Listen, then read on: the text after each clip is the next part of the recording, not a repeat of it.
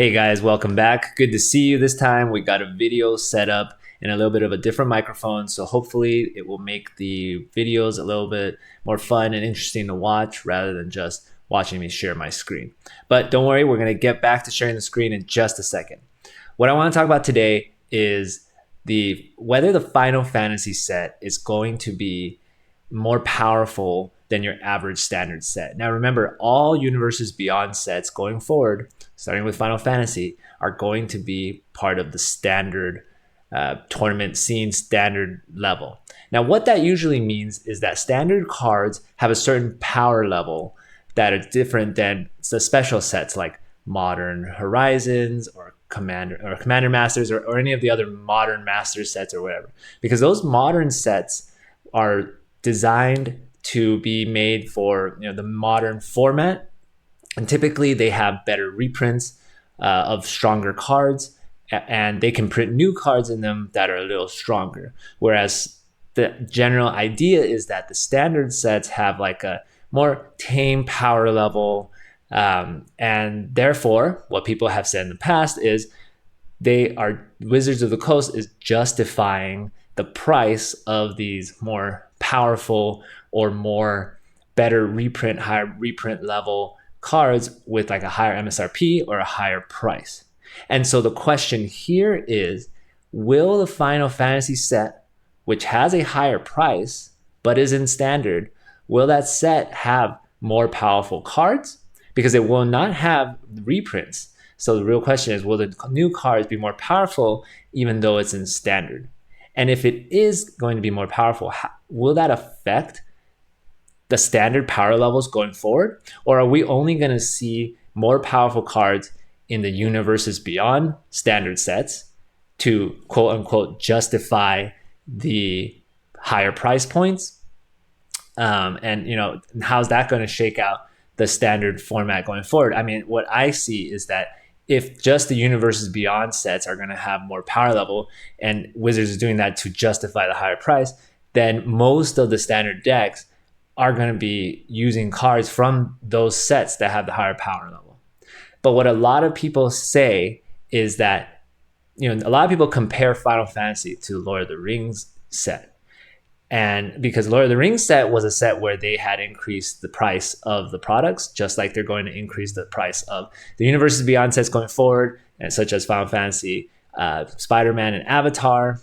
Lord of the Rings was also Universes Beyond, but it was not standard legal. And people say, oh, well, Lord of the Rings set is more powerful, so that's why the price is higher. But what I want to say is that Lord of the Rings had some very powerful cards, don't get me wrong, such as Orcish Bowmasters and the One Ring. One Ring was so powerful and so game-changing that it got banned in Modern. But if you look at the other cards in Lord of the Rings, they're not that powerful. And so my argument is that Lord of the Rings was more expensive, mainly because of the IP, the licensing fees that Wizards had to pay in order to make this product. And so what I'm saying now is Final Fantasy, likewise, will not be that powerful. And the reason why it's more expensive is because this is the same thing, is because it has the licensing fees that they have to pay to Square Enix to use their IP. And same goes for Spider-Man, the same will go for Avatar, because those are going to be in standard sets. Now, if you look at the modern sets, like Modern Horizons 3, Modern Horizons 2, those sets are very powerful. But they don't have to pay an extra licensing fee because all of that is Wizards of the Coast IP. So they're really just cranking up the price just because they can. And their justification is the boosters have better EV, have better expected value, because they have stronger reprints or they have new cards. Now, I want to show you that that's probably oftentimes not actually the case. So I'm going to show you my screen now. All right, so what I'm looking at here is, we'll first go to the EV of Modern Horizons 3. So this is MTG stocks. And now you got to take this information with a grain of salt, because it's not, who knows how they're actually pulling this data, and it's not 100% accurate. But we're just going to take this as an example, what we can see. So, all right, so what we see here is for Modern Horizons 3, the expected value average for a booster box is 317. And if we look at some of the more recent standard sets, the expected value, like Duskmorn, which I personally think has pretty good EV. And you can see even here that the EV for Duskmorn is 228. Yeah, sure, it's lower than Modern Horizons 3, but it's not as nearly as expensive as Modern Horizons 3. And so if you look at even Bloomborough, which this one surprised me a lot, the EV for Bloomborough is 593 on average. I'm not really sure how they're getting this number here. It seems a little ridiculously high to me. And the average EV for a booster pack of Bloomborough is somehow $16. So I don't know how they're getting this. But if you look at the cards, and if we sort, and we're sorting it by market price, okay, Three Tree City, they have Three Tree City, which, I think it must be a commander card or something, because it's not played in any competitive decks that I know of. This card is Lumra. Innkeeper's Talent is everywhere. It's in a lot of the Gruul decks. Yugra, I think that's more of a commander card. It might be in modern, but it's not very common. Caretaker's Talent has some standard play in the white tokens deck. Storm Chaser's Talent is the one in all of the Dimir decks and the Esper Pixie decks. So Bloomborough does have some good value in it, even though it's a standard set. Duskmorn has some good value as well. You've got all of the overlords, or the main ones, the overlord of the Baelmerk, the Oculus, everyone's running that. Kaido, that's in all of the Dimir decks. And then you have Screaming Nemesis, which is worth a lot of money, and it's in all the red aggro decks. Multiple versions of Kaido. Valgavoth is a great card. So that's why Duskmorn is doing really good in the EV space. So what I'm trying to say is they can claim however much they want that Modern Horizons 3 or these modern sets or these Universe Beyond sets or whatever has more EV or better reprints, and that to justify the price hike. But let's be real. We don't know. The EVs will always, it will change over time. We don't know what it's going to be before a set comes out. And it's most of the time, it's not even the case. They're going to charge more because they can. They're going to charge more because people will pay more for these products. They're going to charge more because they want to make more money. And they're going to use whatever justification they can. But for these Universes Beyond sets where they have to pay a fee, a licensing fee to get this IP, they are going to charge more, for all of those previous reasons, like they can and they want more money, but they're going to charge more because they also have to charge more money because they have to pay. We don't know how much they're paying for this IP, but they have to pay money for that.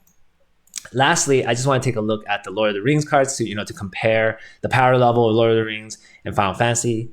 The problem with TCG Player is that it shows all of these borderless posters, serialized card prices and stuff. Like we have to ignore that because none of this is not factored in, right? Like the price for these serialized special treatments that you can only get in collector boosters, that is a whole separate world of card pricing and everything like that. So we're going to just look at the cards you can get from a regular draft or play booster. And remember, Lord of the Rings did not have play boosters, so there were draft and set boosters. So we're going to look at both set and draft boosters. So just the cards that you can get in those. Okay, so here's the One Ring. It's a Surge foil. I don't think you can get that in anything other than a collector booster. So we're going to skip all of the Surge foil stuff. You have extended art. You can get this in a regular booster pack.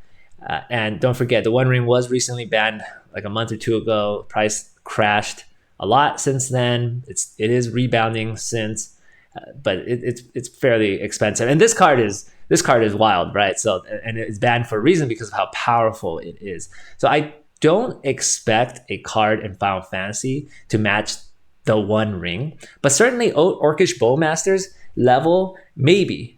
We could get something strong like that. But other than the One Ring and Orcish Bowmasters, like there isn't really. These cards prices, they don't count. These are all the special treatments. But other than the One Ring and Bowmasters, we don't really have anything from Lord of the Rings that is powerful enough that's being played in any of the tournament decks. In Commander, there could be a couple of cards here and there,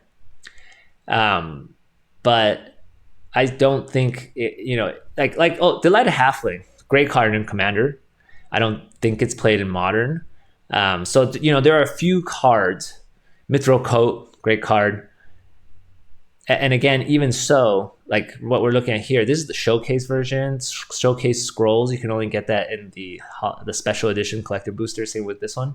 So if we're looking at even the regular Mithril Coat, like it's like $10 or something like that. They're like $10 to $15 cards, not that expensive. See, this is a Surge foil. You can't get those, so we just have to look at the regular one. See, here's the one, and what is it going for? $17. Not bad for a rare that you can open in a regular draft booster, but I wouldn't say this is overly powerful or anything like that. It's very good for Commander decks, but this isn't going to be played, and it's not played in any Modern decks. So all this to say, I don't believe Final Fantasy is going to be that powerful. I think the price is just solely based on the IP. Of course, just like every single other set, there's going to be the one to five or so standout cards, right? And in Aether Drift, there aren't that many standout cards that are being played in competitive, but we have Ketramos. There's that Monument of Endurance, right? So, and then there's the lands, but other than that, Aether Drift doesn't have that many. We went over Bloomburrow and Duskborn, so you have those cards, and there will always be that plus like a chase card. But I just don't think the power level is going to be that high for any of these sets. They will continue to print these Modern Masters or whatever, Modern Horizons 4 and 5, and they'll push the power level on that because they can. People want that stuff and they want to charge more prices. But as far as these standard, even Universes Beyond standard, the power levels will probably be about the same. And the price will be higher, mostly because of the IP. Now, last thing I want to touch upon is that the MSRP for Final Fantasy and Avatar and Spider-Man is $6.99 per booster pack. Now, what I found out was that in around 2013, when the first Masters set came out, the MSRP for that product was also $6.99 per booster pack. So that was about 12 years ago. And, there's been a lot of changes to the economy and inflation and everything since then. So just something interesting that over the last 12 years for these specially priced, higher priced cards, it's still about the same. All right, I'll see you guys next time. Thanks for watching.